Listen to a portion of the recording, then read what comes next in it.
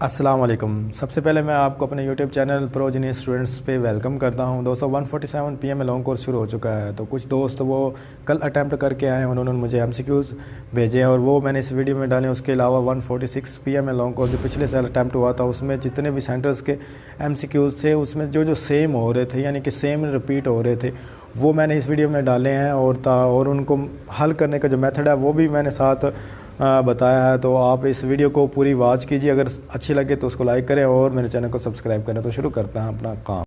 تو دوستو ہم شروع کرتے ہیں کہ سب سے پہلا جو MCQ ہے وہ Tarbela dam build on which river, کہ جو تربیلا ڈیم ہے وہ کون سے دریا پر ہے؟ انڈس، جہلم، راوی، ستلج۔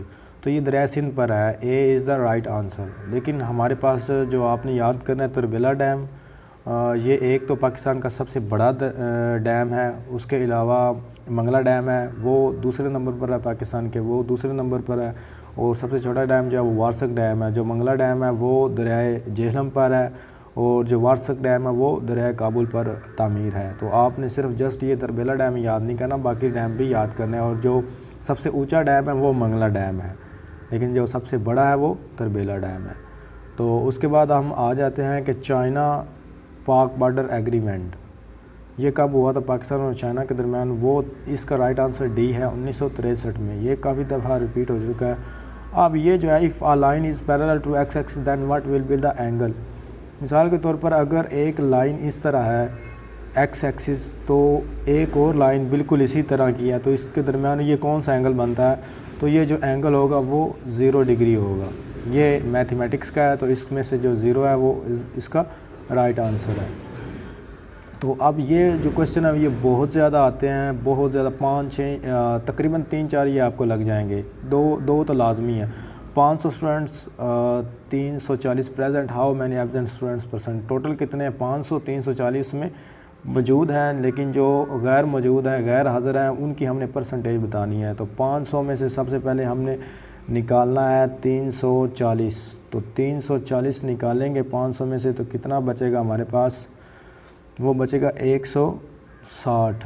اب ہم نے کیا کرنا ہے؟ اب ہم نے 160 کو تقسیم کرنا ہے، ہم نے 160 تقسیم، اب اس کی پرسنٹیج بتانی ہے ہم نے، تو 500 اور ضرب 100۔ اب اس کو آپ کاٹیں تو یہ جو ہے 500، یہ 2 صفریں اس سے کٹ جائیں گی، تو اب اس کو 5 کو 160 سے کاٹیں تو کیا بنے گا؟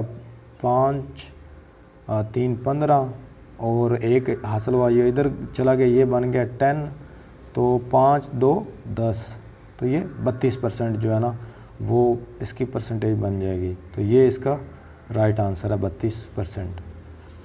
تو اب ظفر از 3 years old, his sister is 3 times elder than him، جو کہتے ہیں ظفر کی 3 سال جب عمر تھی، اس کی بہن کی اس سے 3 گنا ہی زیادہ تھی۔ یہ کوشچنز 2-3 یہ بھی لازمی آتے ہیں، آپ ان کو غور سے دیکھ لیں، یہ سارے ایک ہی میتھڈ سے ہوں گے، میں آپ کو بتاتا ہوں۔ Now the age of the Zafar is 11، what is the sister age now? اب وہ کہتا ہے ظفر کی ایج 11 ہے، تو اس کی سسٹر کی کیا ہوگی؟ آپ نے ذہن میں رکھنا ہے کہ 3 سال وہ کتنی 3 ٹائمز ہو، ایلڈر دین 3 ٹائمز سے مراد ہوتا ہے کہ جتنے ٹائمز اس نے دیا ہوگا، اگر 3 ٹائمز ہے تو 3 کو آپ نے 3 سے ملٹیپلائی کرنا ہے، تو یہ بن جائے گا 9، یعنی کہ وہ 9 سال اس سے بڑی تھی۔ اب آپ نے ذہن میں رکھنا ہے وہ کتنے سال بڑی تھی؟ 9 سال، یعنی کہ جب اس کی عمر 3 سال تھی تو اس کی سسٹر کی عمر کتنی تھی؟ وہ 9 سال جمع 3، تو کتنے ہو گئے؟ 12، یعنی کہ اس وقت اس کی سسٹر کی عمر 12 سال تھی۔ اب اس کی عمر کتنی ہے؟ اب اس کی عمر 11 سال ہے، تو اب اس کی سسٹر کی عمر کیا ہوگی کہ وہ کتنی اس سے بڑی تھی؟ وہ 9 سال اس سے بڑی تھی، تو ہم اس میں 9 پلس کر دیں گے، 11 اور 9 بنتا ہے 20، تو اس کی اب عمر کتنی ہو جائے گی؟ 20 سال۔ تو یہ اس کی، آپ نے جو ڈفرینس پہلے آئے، مطلب 9 سال کا آیا تھا، بعد میں جتنی عمر دی جائے اس کو اس میں پلس کر دینا ہے، بس یہ سمپل ہے اس کا۔ انڈس بیسن ٹریٹی، یعنی کہ پاکستان اور سندھ طاس اور انڈیا کے درمیان سندھ طاس معاہدہ کون سا طے پایا، جس میں پاکستان کے پاس سندھ، جہلم اور چناب دریا ہے، جبکہ ان کے پاس، انڈیا والوں کے پاس دوسرے باقی دریا ملے؟ تو یہ 1960 اس کا آنسر ہے سی۔ Leap year comes after how many year, جو لیپ ایئر ہوتا ہے وہ کتنے سالوں بعد آتا ہے؟ ذہن میں رکھنا، لیپ ایئر جو ہے وہ 366 دنوں کا ہوتا ہے اور 4 سال کے بعد آتا ہے، اس میں فیبرری کے 29 دن ہوتے ہیں. ویسے تو فیبرری کے 28 دن ہوتے ہیں, لیکن یہ لیپ ایئر 4 سال بعد فیبرری 4 سال کا ہو جاتا ہے. 4 سال بعد فیبرری جو ہے وہ 29 دن کا ہو جاتا ہے. تو میں نے کیا بتایا, 4 سال بعد لیپ ایئر آتا ہے. تو سی اس کا رائٹ ہے. How many yard of ground pitch, وہ کتنے گز لمبی ہوتی ہے. جو کرکٹ کی جو پچ ہوتی ہے وہ 22 گز ہوتی ہے. کرکٹ کے حوالے سے آپ نے لازمی یاد کر کے جانا ہے وہ کتنے پاؤنڈ اس کا وزن ہوتا ہے گیند کا, ٹھیک ہے. بیٹ جو ہے وہ کتنے انچ لمبا ہوتا ہے, وہ بھی آگے ایم سی کیو آئے گا. سورہ آن دا نیم آف دا آنٹس, یہ کافی مرتبہ رپیٹ ہو چکا ہے. جو کیڑیوں کے نام پر جو سورہ بنائے گی وہ نمل ہے.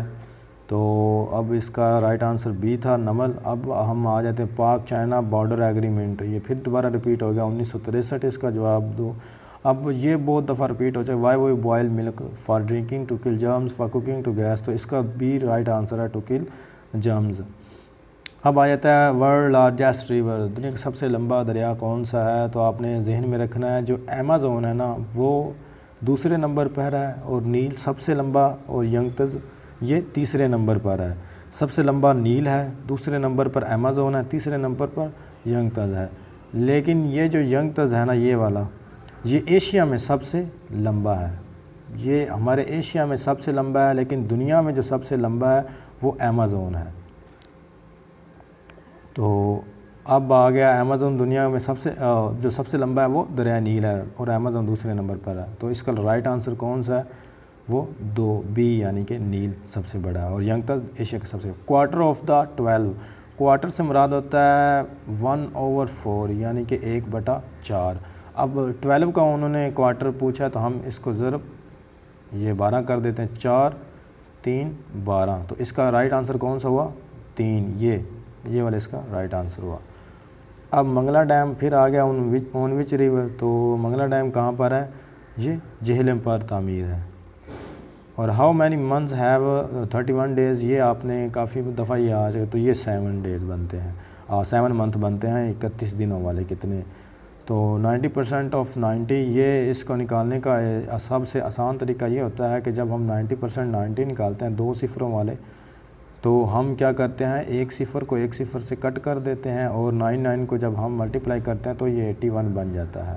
اس کا رائٹ آنسر جو ہے وہ 81 ہوگا. یہ be is the right answer. If yesterday is Sunday, یعنی کہ اگر کل سنڈے تھا, what will be the day after tomorrow. تو آفٹر, یہاں پر آفٹر کا مطلب وجہ اس سے مراد ٹمارو کے بعد. تو اگر یسٹرڈے جو ہے وہ سنڈے تھا, تو ٹوڈے کون سا دن ہوگا, منڈے, اور ٹمارو کون سا ہوگا, ٹیوزڈے, اور آفٹر ٹمارو ٹیوزڈے کے بعد کون سا آتا ہے, ویڈنسڈے. تو Wednesday is the right answer. اب ہم آگے چلتے ہیں کہ ہو از the active president in absence of president. مطلب پریزیڈنٹ جب نہیں ہوتا تو اس کی جگہ کون سا ایسے برائے نیم پریزیڈنٹ ہوتا ہے, تو وہ چیئرمین آف دا سینٹ ہوتا ہے. تو یہ بی آنسر ہے. وچ area separate Pakistan from Tajikistan. Tajikistan ایک کنٹری ہے, تو اسٹیٹ ہے, اس سے کون سا علاقہ ایریا ہے جو پاکستان کو اس سے جدا کرتا ہے. تو یہ کافی دفعہ ہے. تو واخران یہ علاقہ ہے, ایک ایریا ہے ان دونوں کے درمیان جو ان کو جدا کرتا ہے. تو the largest desert of the world, یہ آپ نے یاد رکھنا ہے. لارجسٹ ڈیزرٹ تو ویسے سہارا ہے, اور یہ جنوبی افریقہ میں پایا جاتا ہے. گوبی ڈیزرٹ جو ہے یہ بھی بہت بڑا ہے, لیکن یہ ایجپٹ میں پایا جاتا ہے, یعنی کہ مصر میں پایا جاتا ہے. اب یہ تھر آ گئی, یہ سندھ میں, تھل پاکستان کے پنجاب میں پایا جاتا ہے. تو سب سے بڑا کون سا ہوا, صحرا, جنوبی افریقہ, بی والا آنسر. تو آئی ہوپ کہ جو ویڈیو وہ تھوڑی لمبی ہو گئی ہے, تو اس کے اب 20 ہو گئے ہیں. تو جو باقی 30 رہتے ہیں وہ آپ کو یہاں پر ایک سائٹ پر شو ہو رہی ہوگی ویڈیو, تو آپ اس پر کلک کر کے وہ نیکسٹ جو 30 کوسچنز ہیں جو 147 میں اور 146 میں آ چکے ہیں ریپیٹڈلی, تو وہ آپ دیکھیں. تو ہمارے ساتھ جڑے رہیے.